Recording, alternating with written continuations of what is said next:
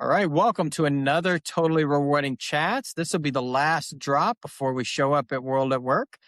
I am Sean. Those who know, I am just back from vacation and unplanned, but happened. Paul also back from vacation today. So we are feeling super bad for Liz as we come off vacation and have her on. So how's it going, Paul? Welcome back. Yeah, thanks. When you own your own business, like you kind of have to come back, right? Like you had a choice, so it should be kudos to salary for you actually choosing to come back. But Well, and hopefully you had a good vacation. I know my kids are almost all off the payroll and I hung out, and that was great. You need a vacation from your vacation? Oh, good God! Like I'm happy to report the Florida economy is alive and well, and that jobs were created through my family's consumption of mouse-related products in the last week. Yeah, we had the girls' trip they took in the fall was to the Mouse Land. I'm sorry, we will not be sponsored by Disney, Paul, because I hate that food. But you can't make me go. They've actually gone without me before. That's how much I don't like that. See, there's going to be a new speed round question because I'm actually a big fan. I just wish it didn't cost like that. I think that's part of the problem. My kids are old enough that my oldest is 28, so we went when she was 20, when she was 3. Actually, I will say maybe PTSD from that TMI. We went in October 2001, right after 9/11. And after the cruelty of the Disney person working Small World to keep asking her every time if she wanted to go around again and only ask her was not cool. Highly uncool. So after 7 trips around Small World, I was like, bro, no, I have to get off for a little while. Yeah. The world's going to be bigger. We need to get off this ride. There was no one there. I mean, it was kind of cool because there were no lines, but also less cool because there were no lines. No, I am proud to report that my 7-year-old can now do time math and can translate a number of minutes into how many hours and minutes that is, which maybe I shouldn't be impressed, but I found it impressive because he couldn't do it before last week. But when you tell him this is a 130-minute line, he knows how to do that math and say, oh, that's 2 hours and 10 minutes. I don't want to sit in that, Dad. I'm like, yes, you're right. Good answer, right? So that was our big educational outcome. At what point is too much? So welcome, Liz, to that after coming back. Oh, yeah, how are you? I don't think Disney either. Oh, you don't like Disney either? The first time we took the kids, I got divorced like a week later, and the record stands like last trip wasn't good either. So actually, hold on, Paul, are you still married? I am. I wasn't expecting that as a potential risk. Yeah, I was not either. It's like, although to be fair, I could see that because that isn't like totally. I can totally. See that. But as you know, Sean, like who was it? We were doing marital advice on an episode. Oh, it was with Jesper. We were talking about the secrets to a long marriage, and I said like our secret is everybody knows in my marriage I make the money, she spends the money. So anything that involves spending the money, like it's perfect for her. So Disney works out great for our family. So Liz, can you give us your own intro so that I don't screw it up before we jump into the speed round and talking about some exec comp? Sure. I am the head of total rewards for Bluebird, the giant yellow school bus company. And this is a public company that I get to focus on executive comp a good bit because they don't have comp consultants now. But executive comp is kind of my baby. I started there with comp, which is a little bit unusual. And I did the IPO for Carter's and their secondary offering. I've done the IPO for First Data, which was the biggest IPO of the year in 2015. And I've done a delisting more recently, which is Carter's IPO, but not nearly as much fun. Not as fun. I've been with startups and in the SaaS space and fintech a lot, but I also have been with the Honeywell and New Mermaid and those size companies too. So I like to bounce back and forth a little bit. So actually, you mentioned you started in exec comp. This isn't a speed round question, but we end up there. Did you, when you were in school or prior, did you want to be in comp? I didn't even know it was a thing. I went to Georgia Tech and it was like engineering was everything or management of one of those type, jobs. So I actually started in marketing and I went to Carter's for a marketing interview. And I had already decided I was done with marketing. I was student teaching. I was substitute teaching the day that I got called in for the interview. So I'm not really patient with teaching things to children. You could ask my kids. So this was a good fit to pivot. I just didn't know it was a thing. They offered to teach me whatever because they needed somebody so bad. And the CHRO had gone through like 6 people in 6 weeks. So wow. the sister. Okay. So speed round of questions. You ready? Are you coffee or tea? If it's tea, it's going to be Southern sweet tea or ice cold. Okay. Are you? How do you get your caffeine then?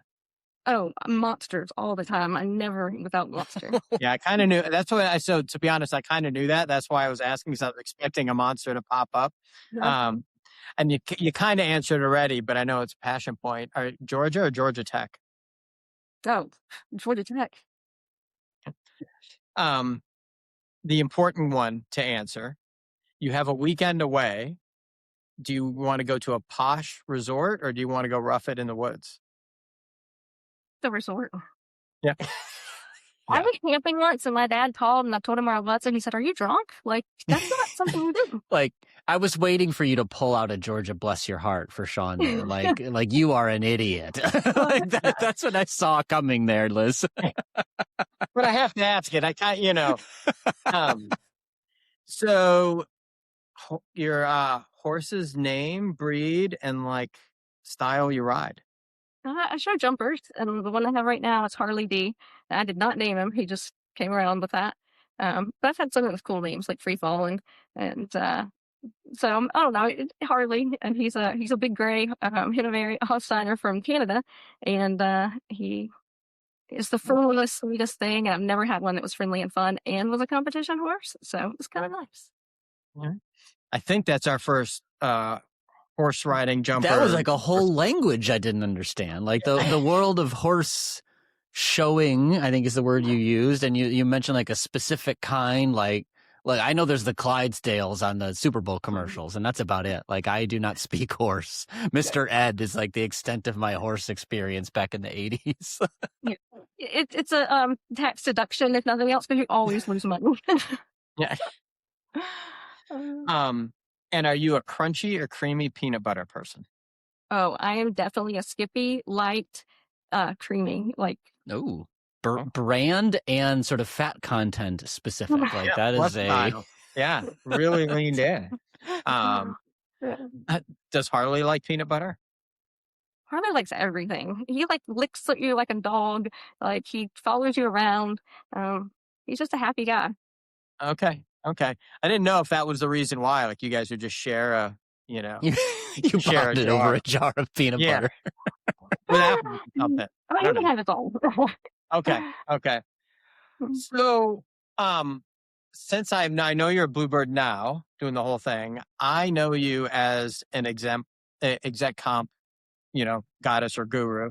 And so that's what I wanted to have you on for. And by the way, I will give you mad props for not calling me out already. So out yourself, Sean. Out yourself. Yeah, I'll help myself.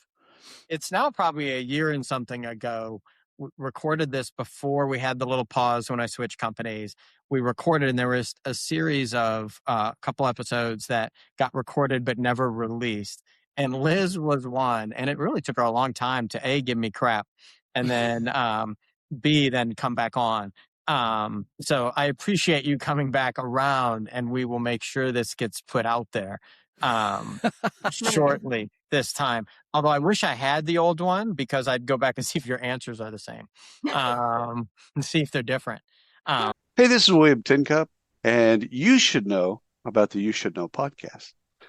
It's a topical, fun podcast with Ryan, myself, and a guest, or guests plural sometimes, and we tackle the most timely topics of the day. Give it a look, give it a listen, and subscribe. Thanks. So to start with, a lot of what we talk about is broad-based. Give us what you think are the top differences between broad-based and exec comp beyond the obvious dollars, but really the bigger issues that have to be tackled. I think one of the biggest things is in broad-based, you focus so much on equity of the people, not stock and option equity, that, there are those pieces that aren't the same in terms of the leveling of the executives. And then I think you're so tied to the strategy of the business in exec comp. And you have the pay performance, and there's so much complexity in the compliance because it's ever changing. And so even though you do a lot of things the same each year or each quarter, it's always interesting. There's always something that comes up, and it's interesting answering to the C-suite when it's about their comp, but you're reporting it to the board. So it's sometimes can get iffy in terms of people being happy, but yeah.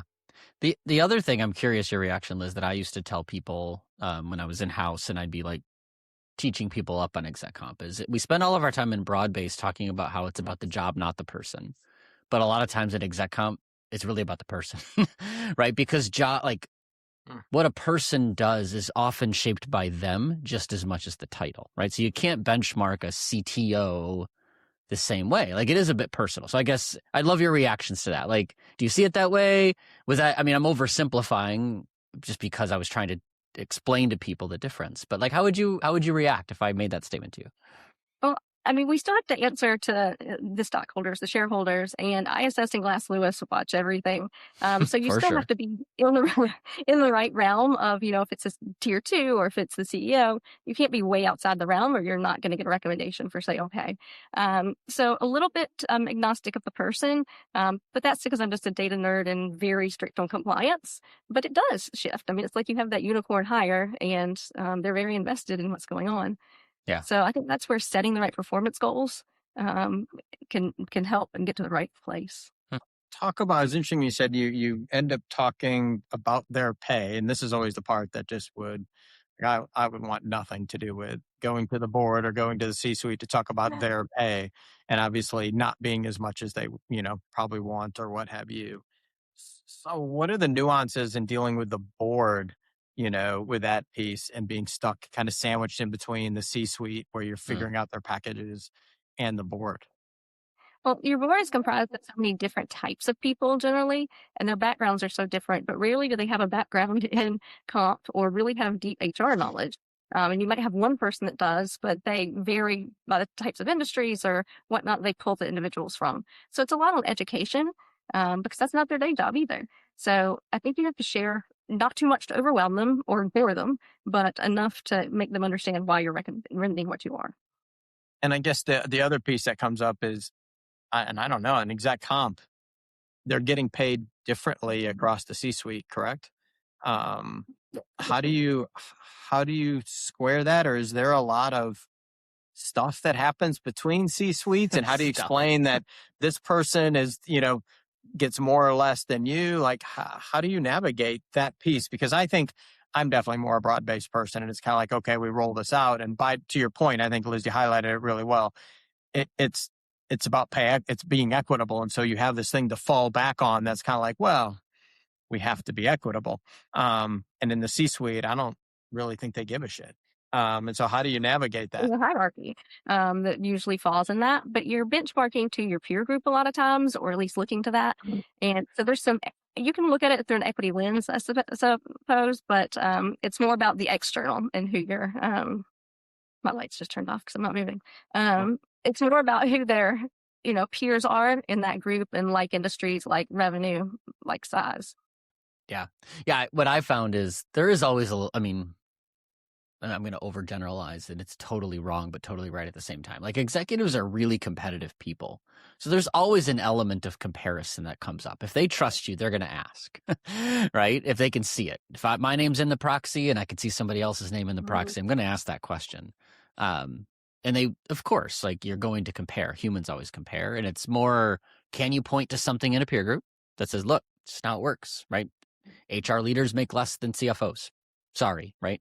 But then there are things that are common that give you a place to rest, right? Like, by title, bonus percentages tend to be somewhat similar, right? So there's elements, Sean, that I think I found you could point to and say, look, we do value your contribution similarly in this way, but we can't ignore the market. And here's how we do that, right? So there's a lot of like one-on-one conversation that I found happened with those leaders to get them over their natural comparison competitive instincts. Another and then you're thing is done. you don't see a good mix of different women versus men or different ethnicities when they're at that level. It's just, it happens It's that you. way. We're still at the world.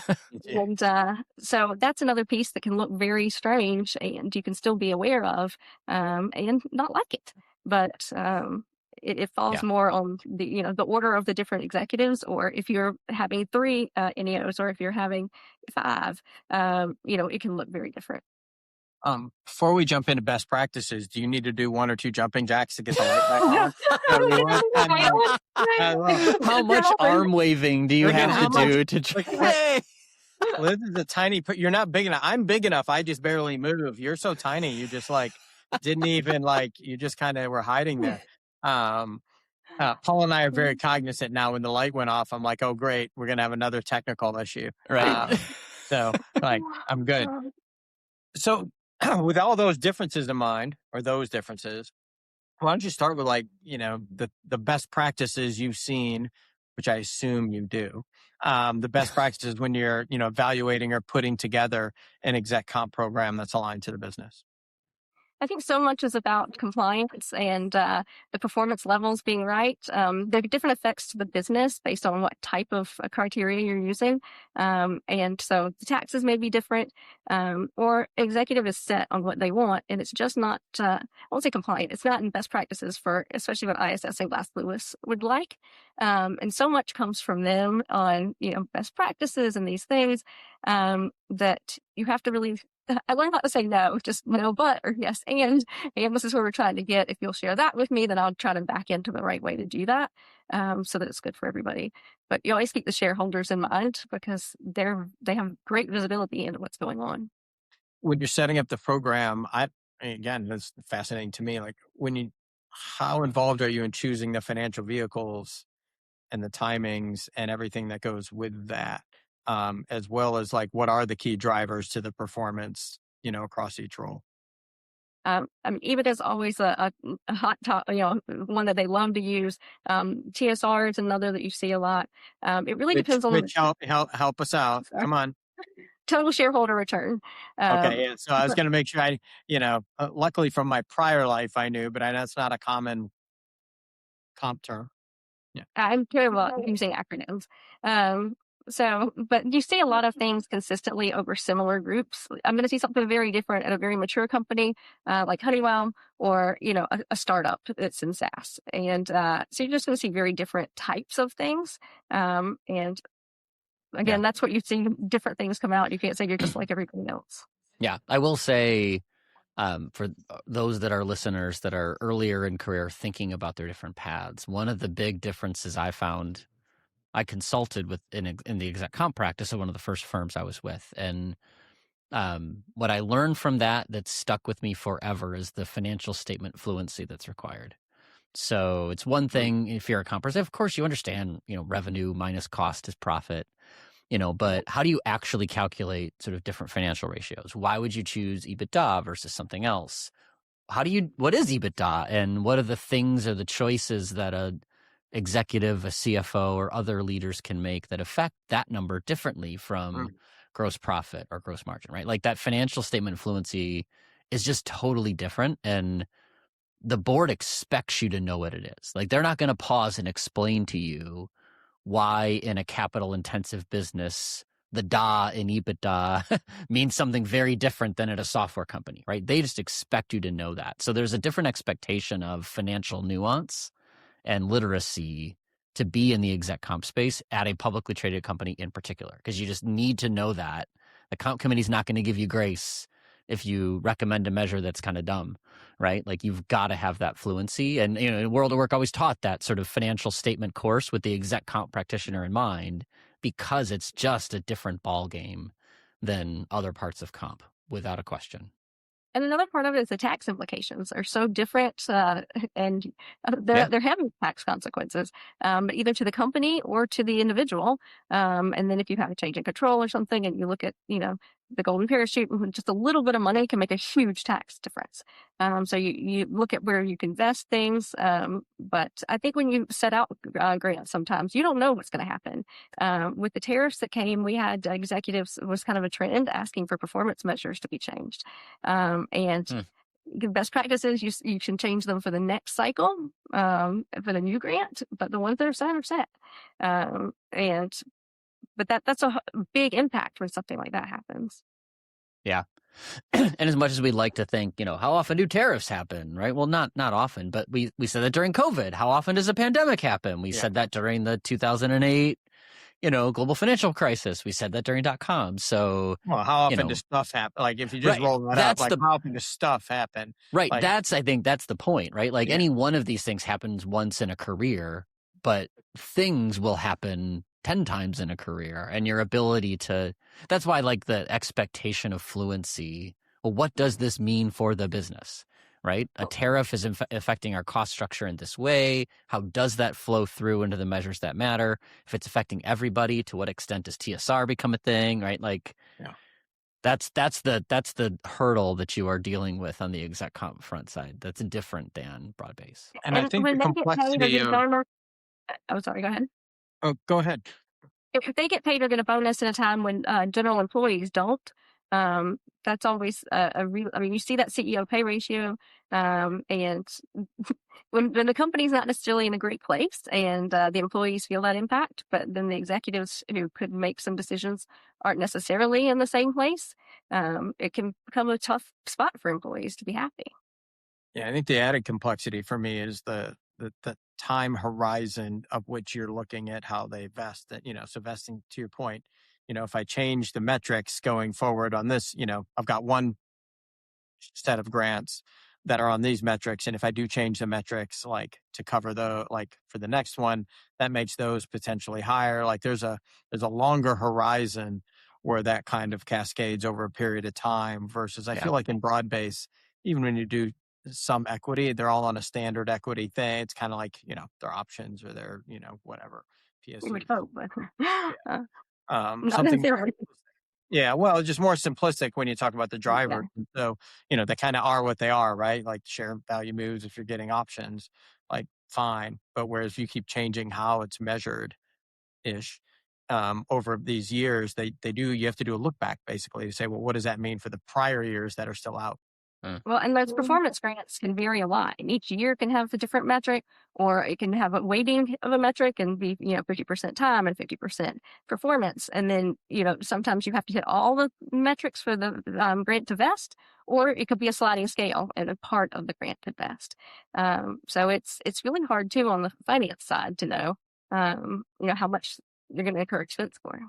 How fast do you see exec comp in a particular company change methodologies? And I know this isn't exactly exec comp, but the example that comes to mind is like the vesting schedules, right? You've definitely seen over the past 3 to 5 years, a myriad of different vesting schedules show up.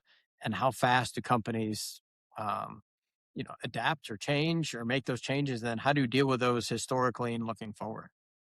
I think a lot of it has to do with the maturity of the company and the space that they're in and how finances are impacting the company.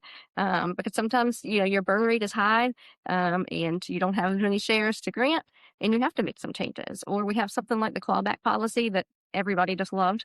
With the little R restatement, there's that clawback to executives where you have to calculate things, but only certain types of grants can you call back for that. So I think, they're different drivers, different vehicles, but it really depends on how mature the company is. To me, it's just fascinating. Like, what percentage of a company is that? Like, I'm just, it's not many humans, right? What percentage, how do you equate the time? These are the remedial questions I ask. Like, how long does it take? Is it the same as a broad-based program to do the exec comp because of its complexity, et cetera? Like, this is the part I'm baffled at. I think sometimes it can become consuming when you're getting ready for a board meeting, or if you have, you're having to go back to the shareholders to ask for more shares. So if you have a project like that, or like the clawback policy was, or you're doing a change of control pieces, then, it can really take a lot of your time. But those aren't the people that you say wait for. So you have the time. Yeah. Sean, one way we see it in sort of the data that we track around comp teams is if you're a publicly traded company, typically you've got a comp team of 5 or more, right? Just because there's a correlation between sort of size of company and comp team as well. And one of them tends to be dedicated to exec comp. And you're talking about a pretty small population, right? Exec can be defined in a variety of ways, but it's almost always less than like 1% of the company, right? So you're talking about 20% of your comp capacity to 1% of the company. Like that gives you that's not measuring in time, that's measuring in very rough headcount dimensions. But that tells you it's pretty all encompassing, right? Like, but I don't think we always get that luxury because everybody runs so lean. Like when we did the IPO for First Data, and like I said, it was the largest one of 2015. We had 3 people doing the equity side, and they had 24,000 people with equity. They had gone private, and they were going public again. So you had all of those people, already had existing equity.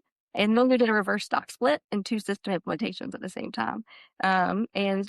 And you've got, the different types of shares that go with that, and writing the first documents and everything. So, but it is a resource intensive process is sort of the key, right? Like between, some of it's relatively easy. I mean, getting data from peers. Okay, fine. That's actually pretty simple these days. But like the amount of time to story tell that to a board, the amount of time spent to story tell that to the people who are affected, because you're typically hand delivering to an extent. Like you are customizing the communication per person often at that point. The moving parts around equity vehicles and the frequency with which they might be vesting and the tax consequences, the Section 16 reporting, the deferred comp program and the cycles of that. Like there's a lot of things that are underneath the surface of making a comp choice. Like that's what makes it a dedicated job quickly or a team's job, because of the ongoing, there's just a lot of stuff that nobody realizes happens when you've got a public company exec comp program that I know caught me by dramatic surprise when I stepped into my first role at Morningstar. It's like, holy smokes. Like I knew this was a thing, but I didn't realize how hard it was to sort of keep that ship running all the time. And I think the partnership with finance and legal are just, they have to be strong, or you're kind of lost with things. And having a strong, SEC attorney, it's fantastic. Like that becomes your partner for everything. And I've not having it before anything goes out. I need review from both, and everybody has to sign off. Everybody needs to be in the same place. And I don't like surprises. Like even Christmas present surprises are bad. And so that's my goal too. So none of them to have surprises. So everybody's fully read in and hopefully bought in before we go to the board. Yeah, Sean, I don't love lawyers, but this is the circumstance where I did, right? Like that, your SEC counsel, whoever it is, if it's a general counsel, if it's an assistant, like whoever it is that's, knows the rules and knows the circumstances, like they become your bestie quickly in public company exec comp. Like, do I need to report this for this person? How many days do I get? This executive is leaving. How long do I get before I have to tell the world about it? And what we're doing for their interim replacement. Like all of those things are really hard to keep up with. And, if you're the exec comp goddess like Liz, you might know that, but I know I never did, right? I was very dependent on my internal legal team to keep me honest, right? I mean, there's a lot more CYA. I mean, just the level of people and risk exposure, right? Beyond Totally. that, just that you're covering the company, right? At some level, the ramifications, not only in the the courts, per se, but the court of public opinion, become really large, I think. Yeah. How far down? Go ahead. Well, how far down? Like, how far down do you go? Like C-1, 2? What's the norm for how far down this gets carried? And I guess, and I think I'm wrong, so I'll put this out there. It's a little more of a gray line now as it moves through, correct? Like in my mind, it used to be like, here's the people who have exec comp and there's above, and then below that it's there. Like, how would you describe those two things? Well, if you're talking about equity in the grants, as opposed to just the executive carve out, I mean, I've worked in several companies where everybody had equity, and that can be tough. Like it's great in thought, but when you've got somebody that's hourly and they have equity and they'd rather have cash to go to the grocery store in certain times, or if the share price has dropped so much that they're going to invest and need to pay taxes and not have shares to withhold. So, I mean, it gets very complicated with having everybody involved in the equity program, but I think education with that is key. But since I usually put in the total reward space and have that as well, I don't really put a hard line in there. We show certain things to the board based on what their preference is or what that particular company looks like. But in terms of where you cut something off or where you stop work, it just all flows together.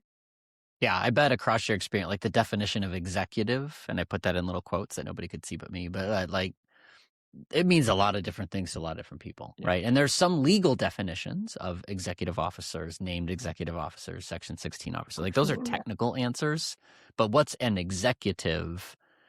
I've seen that, using your terminology before, Sean, like N-2, right? Like CEO 2 levels down, like VP plus is executive. I've seen it be, we are talking about the CEO and their direct reports, right? Like that's sort of a choice, right? That a board's going to have an opinion, company size and norms become a thing. I think that's all. I would imagine, Liz, you'd agree. Like it's all over the place. And it's really, what does it mean for us here? And now how do we govern decisions? How do we manage things given that definition? It's interesting on the way you mentioned, having to manage all the way down where stock goes, and that being part of that kind of exec comp team and part of that. Because the flip side of that education, Paul, I would argue, is when you go to a comp committee, when you're talking to C-suites who are on there, in general, you're kind of like, you guys need to understand what you're getting and what this is and what it is, and that's a kind of a you problem, right? When you start pushing that all the way down to the organization, I think there starts to be that, oh, you got shares, we're going to get rich thing, right? And that, as you both smile, as you've been around a long time, like still waiting for that moment. Yeah. Yeah. That may happen. That may not happen. That, there's a lot of, misconceptions. And that, to your point, Liz, it can get even worse from a misconception to, well, good news, you took those shares, but you have to pay tax on them, and you're not going to get them until there's a change of control. You're like, what? And how do you explain that? So I think that to me is kind of an interesting thing that you brought up, point of that role. Whereas I would argue to what you both said earlier, if you're just going to the board and to the executive suite, you're like, everyone should be financially literate in this thing because it's your world.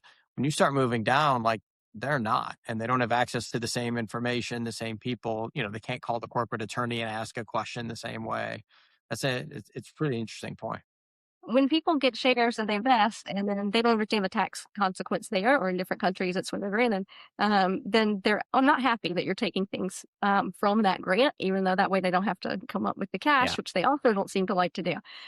So I get a lot, Liz, we don't like your rules. And I'm like, they're not my rules. Not my rules. I'm sorry that you're really unhappy with me, but the global thing is really interesting, I think, because that piece in particular to me, when I first started working at global companies, where you're like, well, hey, we're going to offer you guys these shares. And, someone in the US might take options and be like, whatever, no harm, no foul, right? Until it happens.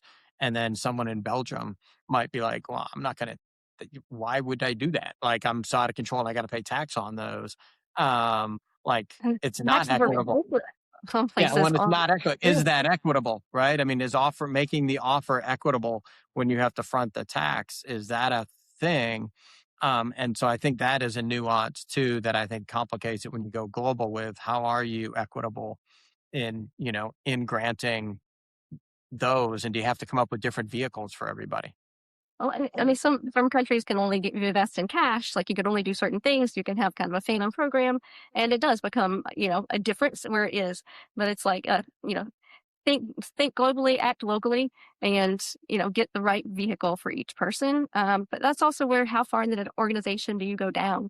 Because I think some people are really detached from the person on the ground sometimes, and they think everybody wants equity. Everybody wants this to be a component of their total rewards, but it doesn't energize some people the same because it's not the same impact. No, I think your point is valid around, don't go senior, but if you push that down to a manager level, right? And, you got two peers, one in the US and one in Belgium. And, the person in the US is super excited. The person in Belgium's like, I can't afford to do this. So why is Paul getting so much more, basically out of doing the same job just because I'm here, and the company doesn't care because they're not offering me a vehicle that makes it equitable. to your point, Liz, like you don't make the rules. Don't hate the player, hate the game. Although I'm sure they hate the player plenty. So. Well, and I think we run into that with broad-based too, and in total rewards, in that, somebody wants a gym membership in one country and that doesn't resonate in another, or they don't want a car allowance, they want, somewhere to go biking. So, I mean, it's just a difference of culture or a difference of what value to that employee. So if I had to say one or two places, if people were starting to look at an exec comp program or whatever, what are the one or two big key pieces of advice you would share with the world when we do actually post this episode? I mean, compliance is king. Like, you have to be compliant and know what there's little changes can really affect. So I think, the financial and tax implications and the compliance piece and governance. It sounds like also buy coffee for legal. And I know, Paul, you're trying to make me say how important attorneys are. Yeah, buy a Monster. Oh, no. She's gone dark again on us. The lights went off again. You need to get the lights some Monster drink. Yeah. So make sure you have legal and finance involved. I would argue, though, in general, not argue, but I think it's a great suggestion for all of comp. Like, be super financially literate.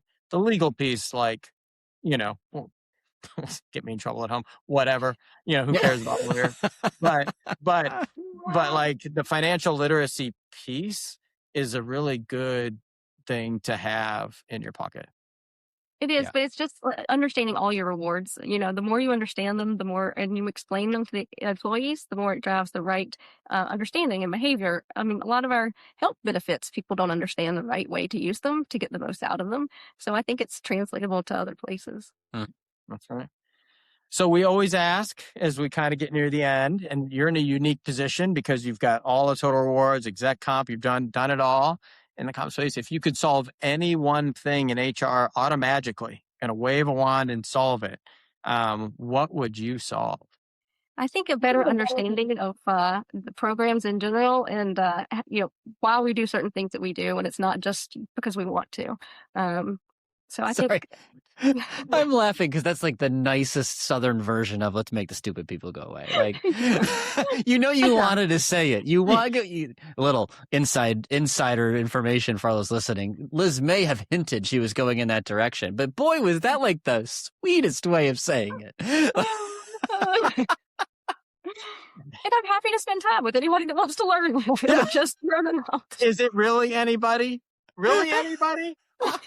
Like. This is why, like, I'm almost afraid for you to compliment me someday, because I know underneath it there's gotta be some like snarky, like, oh, he's that idiot. I'm a ginger. Like, I'm so nice. I said all gingers. Yeah. Okay. Right, that's the brand. That is absolutely the brand. That redheads are absolutely kind to everyone. Well, Paul, the one thing I know is I'm not going to argue with Liz. That's how kind, and I'm not going to argue. Super stoked you were able to come on and run it back with me again. We upgraded with Paul, so this time you got two back and Paul. For those listening, you can find Liz LinkedIn. I have called her several times. She didn't confess that I called. To talk about exec comp stuff. She loves this shit. I'm literally, and like, as much as you came from marketing, you definitely found a home and a place that you love, and proof positive that she will talk to stupid people, Paul, and explain things. She did explain some things to me. So, prior, so she will spend the time. So I really appreciate it, Liz. We're going to drop this before World at Work. Liz will be there, so you can hunt her down at World at Work. So make sure you find her, and we'll post this. Thanks so much, everyone. Thanks, Liz. Thank y'all.